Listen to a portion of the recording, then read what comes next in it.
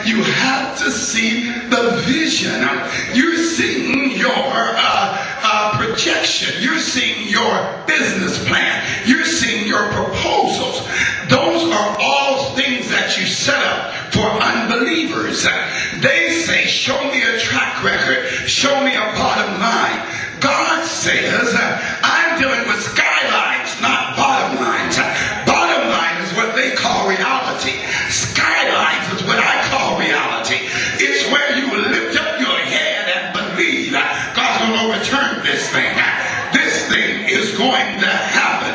And so he says to them, to these people, they're here praying. He tells them everything that is happening. And the Bible said, the angel actually said to them, I'm Gabriel, I stand in the presence of God. Told them everything. The people waited. He told them, I saw the vision in the temple. For he beckoned unto them and remained speechless. And it came to pass, as soon as the days of her ministration were accomplished, he departed to his own house. And after those days, his wife Elizabeth, what? God turned on the machinery and made everything go back to working.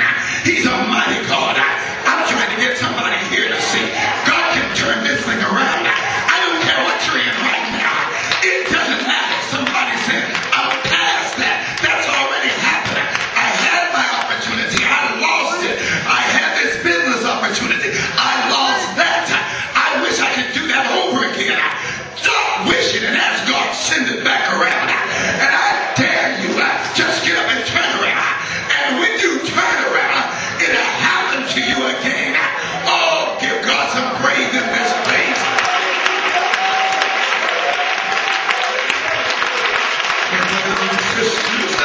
And so the Bible says that she conceived.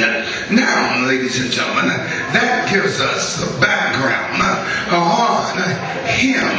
It gives us the background on John the Baptist. And in verse 57, now Elizabeth's full time came that she should what? Be delivered. That's it. This is St. Luke, I'm sorry, chapter 1, verse 57. Now Elizabeth's what? Full time, come on, came. Tell somebody, wait on the fullness of time. Don't get it by Caesarean right now. Don't let somebody mess you up right now. Wait, God knows what he's doing. Don't get in a hurry. Just listen what I'm telling you. When the fullness of time was come, God sent forth his son. Oh, great God. It will happen without you trying to make it happen. Oh, you're going to hear what I'm telling you.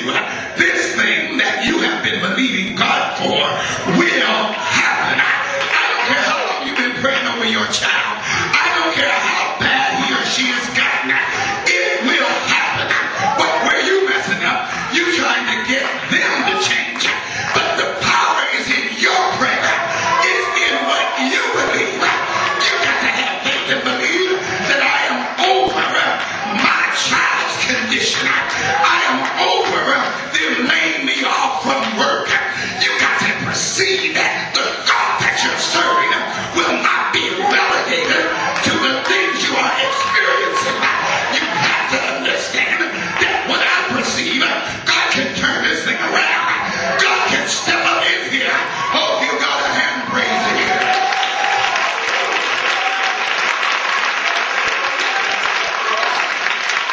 Brothers and sisters, and so the Bible says it came to pass when her full time had come that she delivered and she brought forth a son. And her neighbors and her cousins, the cousins heard about how the Lord had showed what? Great mercy upon her. And all the cousins did what? They rejoiced with her. You need a few cousins to rejoice with you. You know, in the African American family, we all, I'm a sister, I'm a brother, I'm a cousin, it's just all of us. And so you need, play cousins, play brothers and sisters. Everybody is in the family. So now they all came to rejoice on what God is doing. I need somebody to just take off rejoicing and say, I'm rejoicing for what God's doing for you right now. Go ahead and just start with me.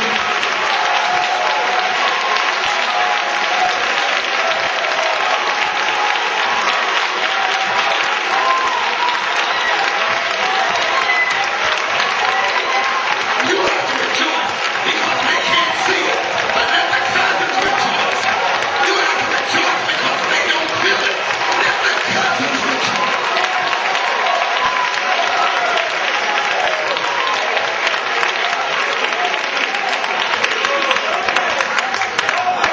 The Bible says, keep the victory, keep the victory.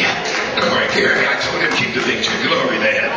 Here you have to understand that when you begin to understand about rejoicing, the cousins have to rejoice when you don't oftentimes feel like rejoicing because you still don't see how it's working. And all you know is that I rejoiced years ago and it didn't happen. But somebody's got to keep on.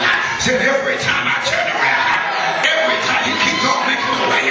He's made a way for me to believe him in spite of all my disappointment. He's made a way for me to hold on to him in spite of the devil trying to get me to lose my grip. He's made a way for me to love you even though you hated me. He's made a way for me to honor you though you have dishonored me. Every time I turn around, he keeps on making a way.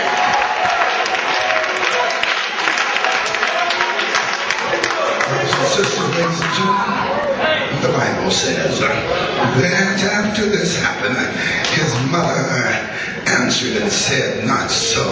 I'm sorry, and it came to pass, I got to do a verse earlier, 59, it came to pass that on the 8th day, they came to the circumcision, to circumcise the child, and they called his name Zachariah, after the father, the name of his father.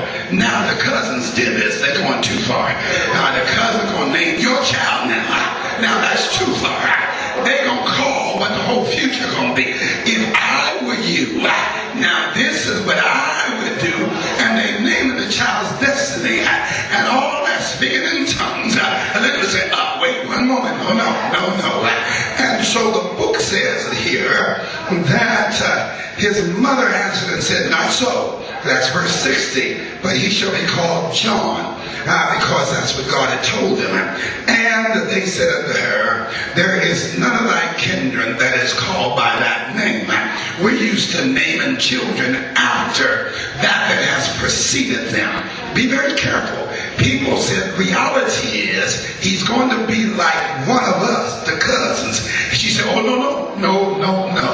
I don't care if nobody's ever seen this or done this. That's not going to be the case. And the Bible said, and they said unto her, there is none of thy kindred that is called by the name John. And they made signs to his father, asking him, what do you want him to be called? And he asked for a blackboard or a writing tablet. And he wrote, saying, his name is John. And they marveled.